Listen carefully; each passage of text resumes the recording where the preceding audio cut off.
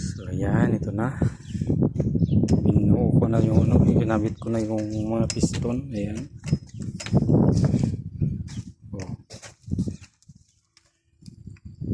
Ginamit ko na yung mga piston. Ano. So tapos yung ano ko nito, kasi hindi ko na inabot kanina. Ano ko yung camshaft kakabit. So ngayon ito, naigpitan ko na tong mga ano na to, yung tawag dito, itong connecting rod, naigpitan ko na yan. Tapos itong sa crankshaft, naigpitan ko na rin. Ang crankshaft ay 140 foot-pound ang tightening ko dito. So itong dito sa ano, sa connecting rod, 90 foot-pound ang higpit. So lahat na yan nahigpitan ko na. So habang naglilinis si kuya sa mga pyesa, ako naman nagsiting nito. Siniting ko naman tong crankshaft saka piston para hindi pa masyadong abala ang trabaho. Yung isa naglilinis, isa nagbubuo. So mamaya babalik rin ko to, titihayain ko to para may kabit na yung camshaft.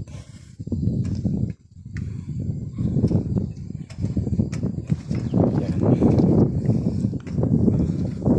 Itong makina pala na to is Iveco. Hindi ko lang maano kung anong model, wala kasi naka ano, pero ang naka ano dito Fiat to na ano na tawag ito, traktor. Pero itong ano ng ano makina is Iveco kasi ito nung nalinisan na tong ano, nalinisan na tong valve cover. Ayan o, Iveco ang nakalagay.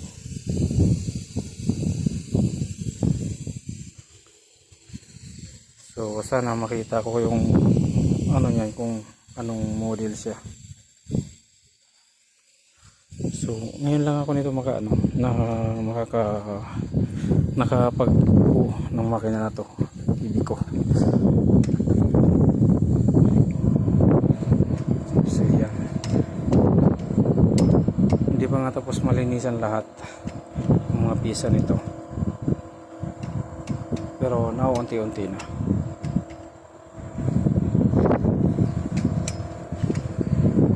So yan, okay na yan lahat, maganda pagkakasiting yan. So ang ano na lang,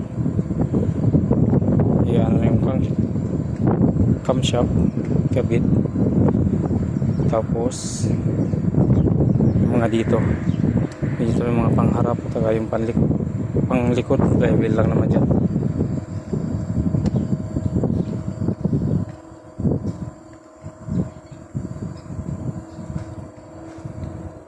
So yung ano niyan, yung piston naman is maganda yung piston na rin. Maganda yung ano niya, yung clearance niya.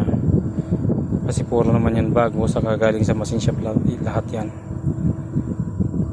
So siniting yan ng ano, ng machine shop. Yung ano, yung clearance, yung gap ng piston ring.